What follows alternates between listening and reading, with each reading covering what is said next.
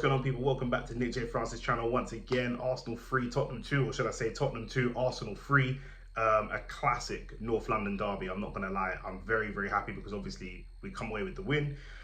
We made it closer than it should have been. I'm not going to lie. 3-0 up at half-time and somehow allowed them back into the game. A David Raya mistake, which is Aaron Ramsdale-esque, and a sloppy penalty given away by Declan Rice. But let's talk about the game. Very much an entertaining, very competitive game. You know, people are saying Spurs were the better team, but it's all about who gets the 3 points, and that's what we've done today. We're just, again, trying to put as much pressure on Manchester City as possible. People are talking about Arsenal crumbling, and it doesn't look like it's happening. Tottenham was pretty much seen as, of the last 4 games we've got, Tottenham was seen as the hardest game for us. That was the one where we were the least likely to get the 3 points, and we got the 3 points. Once I saw Ben Davies starting against Bukayo Saka, that's where I was confident. That's why I thought, okay, we're going to get goals from here. The first goal, Saka puts in a corner, comes off Højbjerg. The second goal, off of another corner again. Then the second goal was Saka again, and then the third goal was another corner, Kai Havertz scoring. So Saka back to maybe not necessarily his best, but looking much more confident in the last couple of games. Again, looked really sharp against Chelsea, looked really sharp against Tottenham today. And you know what? Yeah, people are saying Tottenham are maybe the better team, but that's to be expected in my opinion. I think since the last time they played, we've played 3 games, maybe 4. So they are going to have the fresher legs against us. You know, we're at their ground. We're expecting them to be physical, to be combative, and that's what they did really, really well.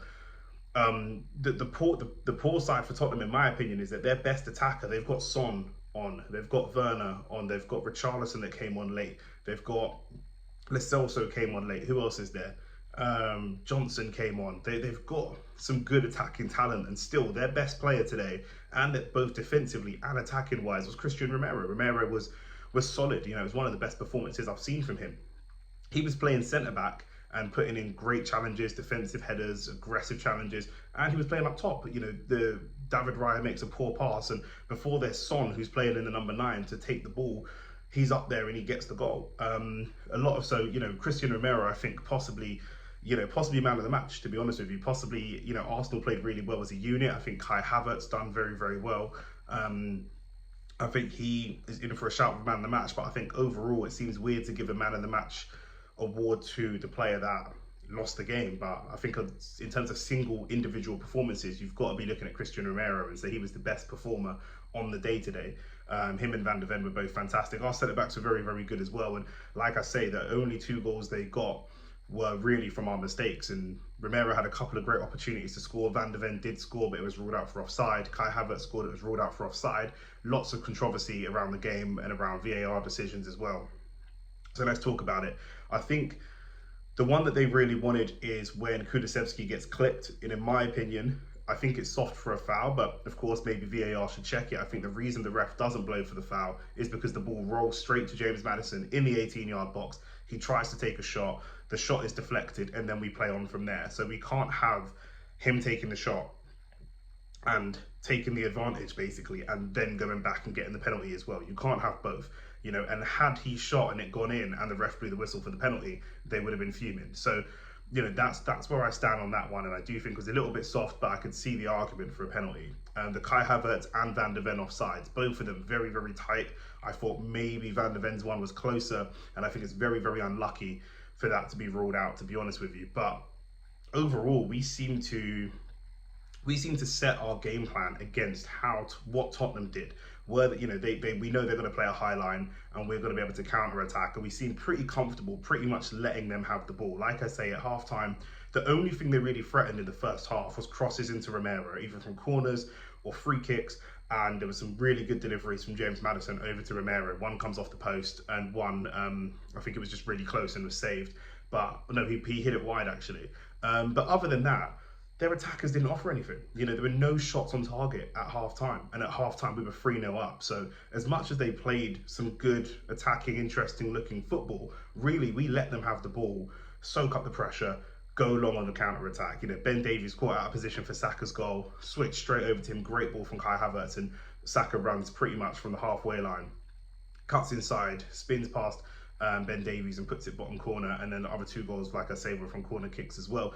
And when we say they played the better football, I understand that. I'm not going to argue against that, but we let them have the ball. They had the majority of the ball because we allowed them to have the ball. There is, I actually think that our game plan was better. They threw in the first half what looked like both barrels trying to do everything they could to attack, and they couldn't get any goals from set pieces. And like I say, going into the second half, we didn't get a goal in the second half, but we looked much more confident. The only time we looked not confident is when David Raya makes a mistake, Christian Romero scores. It's a really poor goal kick. It was an Aaron Ramsdale-esque type of moment. We've seen Raya and Ramsdale do this, but this season we've seen Alisson make a couple of mistakes as well when he's been broadly considered one of the best goalkeepers in the world, if not the best for the last 5-10 years. These things happen, but that's only once they score that goal, which we gave them, do they then start putting pressure? Do they then start to have that belief? And that's when Declan Rice goes and gives away a sloppy penalty, and Son obviously goes and scores that. And then for the last 5-10 minutes, we pretty much just let them have the ball. It's 3-2, have the ball, crosses into the box, shots deflected, they're throwing everything they can. And in open play, like I say, they just couldn't really offer anything. And so this is why I don't really understand people saying that they were the better team today. They had more of the ball, so naturally we're going to see them put more passages of play together and everything like that. We scored 3 goals. Only one of them was really from open play, but we scored 3 goals without really needing to have the ball. The 2 goals they scored, we gave to them. So that for me is not a big deal.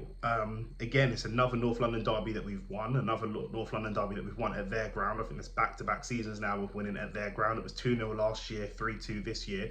And it doesn't seem to, the game earlier on in the season, we dominated them as well. We should have won that game, and it was just Jorginho giving it away at the end. I really don't see, we are a hell of a lot better than them. I don't see this, this rivalry at the moment. There was a time period where we were both battling for top 4, and we were quite close in terms of quality of team. I think we're a couple of levels above this Tottenham team, I'm not going to lie. Not all of these players are Ange's players. Of course, they're going to get better as he gets more of his players in and that type of thing, but I'm not too bothered about that, to be honest with you. Like I say, we're at least 2 levels above them, man for man. I think I see people putting Pedro Porro in a combined 11. Bizarre. I'm not seeing Pedro Porro over Ben White. I'm just not seeing it defensively or attacking. Ben White is brilliant attacking. I think it's underrated. I think he's not as quick and athletic, and so it doesn't look as impressive when he's bombing up the wing, but he's more intelligent. He picks his moments. He doesn't constantly attack. He's more of a balanced player. He chooses when he overlaps. He chooses when he cuts it back. He's now adding goals to his game. And Pedro Porro is pretty quiet today. So was, I think Werner went off for an injury, so I won't really comment on that too much. But from their perspective, I think Son was really quiet. Yes, he got his penalty, but other than the penalty, didn't really even notice that Son was playing, to be honest with you. He was pretty anonymous in open play for the game. I think Brennan Johnson was better. Brennan Johnson was probably their best attacker. Kulusevski and Son didn't really offer much. And Brennan Johnson, using a bit of, not really tricky feet, but, using his acceleration, slowing down the defender and then going, and putting balls into the box. He was probably their most effective player. And Vicario, I'm seeing loads of people moaning about penalties or fouls on Vicario. There's no fouls on Vicario. He's a goalkeeper. He needs to be strong. We had even at the end when Vicario came up, when they were attacking us in the last kick of the game, he was sitting on David Raya and trying to ruffle his feathers, trying to wind him up, trying to distract him. That's what people do against goalkeepers. And Vicario, I think, is a very good shot stopper. But from set pieces and the physical side of the game, he's awful. If you have a Vicario up against a Haaland, Haaland's going to score all day long. I don't see this Tottenham team being able to stop Manchester City, to be honest with you. Like I say, from open play, they offered very, very little. And people might say the same thing about us because we did score